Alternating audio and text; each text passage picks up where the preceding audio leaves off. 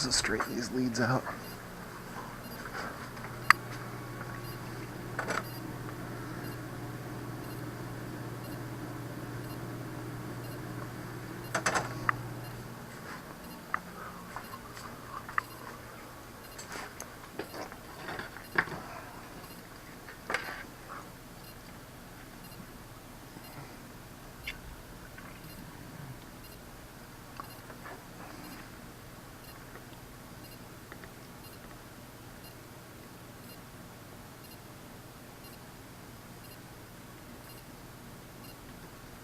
Positive side.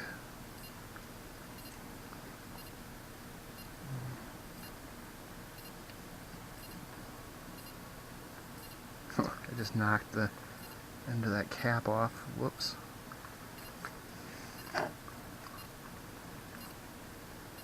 Typically that doesn't make a difference.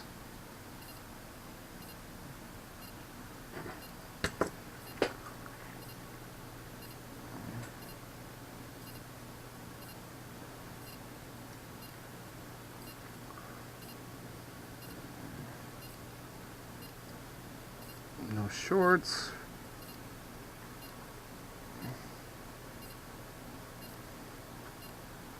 All these wires are in decent shape.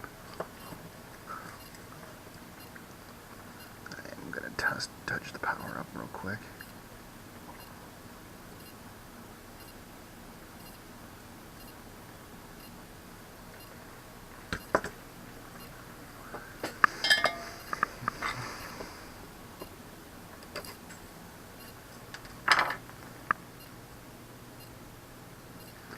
Now there's a couple little strands of wire that are poking out of this terminal here. Unfortunately, I need to give it a lot of heat in order to get that to flow onto there. In fact, these wires where they connect to these terminals are spot welded. If you can see that little copper speck there. There's no silver solder holding together. They just sort of put it under pressure and hit it with a lot of current and basically welded the two chunks of copper together. So I'm again, that one's spot welded right there. This is one of those things where I don't think it's worth me fucking with it. The more I screw around with it, the more chances I'm just going to completely break it. So we're going to leave that all be and put this thing back together and call it good. Oop.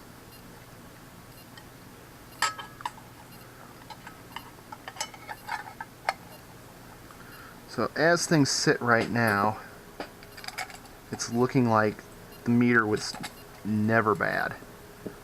More than likely, it's something in the car. Sorry, Pat. There was a new electronic ignition put in, but it still uses a standard coil. We chased all the wiring through the car and got the coil hooked back up, but that does not mean that that coil, for whatever reason, oops, is not compatible with this. If that is the case, I'm going to have to hook my scope up to it, see what it's doing, and then potentially we might just have to make a little, pulse polarity inverter, something to go between this tach, that doesn't look centered, and the new ignition system. But the way the new ignition system's hooked up, the ignition box hooks to the coil on the minus side, and then the positive side goes to a ballast resistor and then straight to the battery. So, looking at it, it's hooked up the same way as the original ignition system. So I'd expect this to work without modification. Now, we were having some problems starting the car because of a wiring mishap. Basically, I unhooked a little too much when we were initially working on it, so when the car was in start, the ignition system would get power and start the car. But as soon as you let go of the key, it would turn off because the ignition was gone. In the process of debugging that, I unhooked the line to the tach, just under the off chance that the tach was loading down the coil line too much, and causing the ignition to die.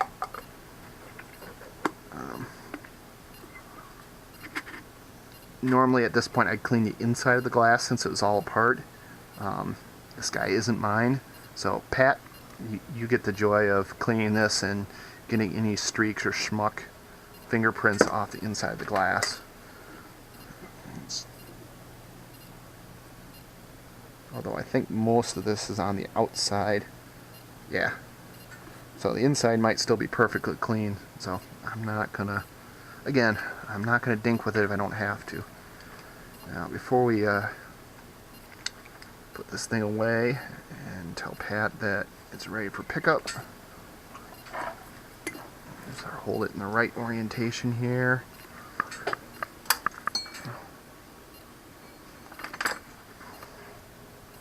You gotta be, oh, there it goes. That was really odd.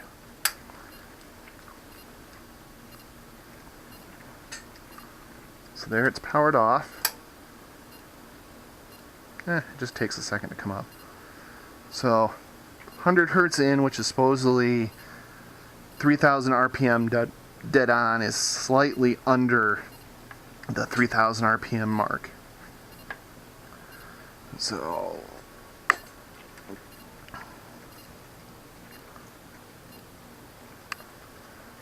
2000 RPM is basically dead on 60, maybe a little under. So it's pretty close. And again, in those forum posts, apparently the old design with discrete transistors, and you can see some artifacts, had a trim pot in them where you could adjust the calibration of the tachometer by adjusting the trim pot. These newer IC ones do not have that feature in them. So, well, with that, I'm calling this one done. I can't really say I fixed anything. All I can say is I proved I can't do math some days, and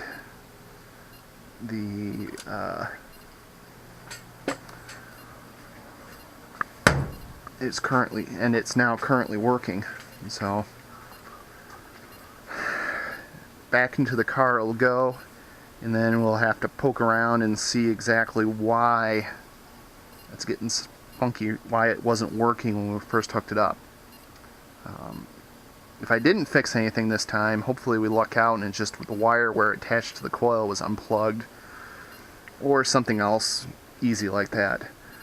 Worst case, I'll have to bring my scope the next time I head over to my brother's and see what the output at the coil looks like, and then mess around with that to try and either stretch pulses or invert the... inverting the waveform doesn't do it, but it might be, maybe it's high too long, low too long, I don't know.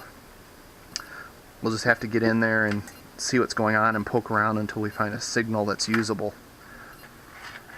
So there you have it. That's the end of this episode, or this project for now, and on to the next greatest thing next time. Later.